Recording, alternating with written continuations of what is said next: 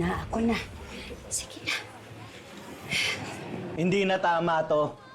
Ay, irereklamo ko na sila. Paano kung may masamang nangyari sa inyo? Buster, sabi mo kilala mo yung mga yun, di ba? Hindi ko sila titigilan, ipahahanap ko yung mga yun. Mga fans po sila ni Megan. Mga fans ni Megan? Sigurado ako na pag-utusan yung mga yon. Hindi pa sila titigil? Hindi nila tayo titigilan? Ha? Lalong-lalo na tong anak natin? Ano ba? Gusto ba nilang nakitang gumagapang na lang sa lupa tong anak natin? Tingin mo, hahayaan kong mangyari yon? Hindi. Makakabangon ng anak ko. Makakatayo uli yan. Makikita nila. Hindi lang niya papantayan si Megan, hihigitan pa. Lalo ngayon, merong gustong kumuha sa kanya para mag-recording siya. Talagang makikita nila. Nay, sorry po. Wala pong recording deal na mangyayari.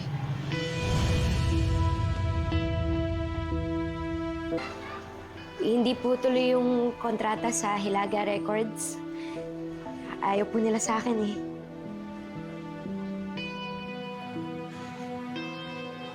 Jenny, huwag mo isipin yun. Di ba?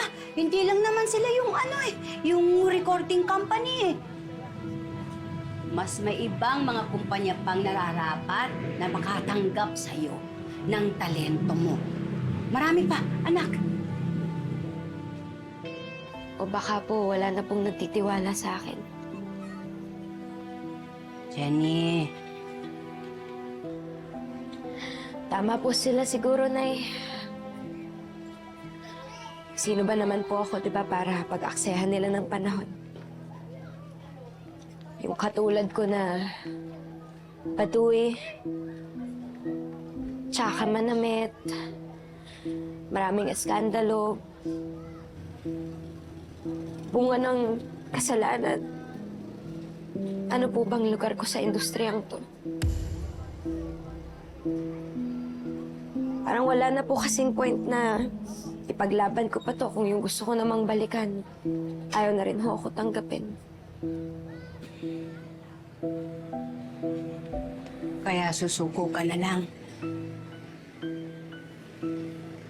Tatalikuran mo lahat, lalo na ang pangarap mo.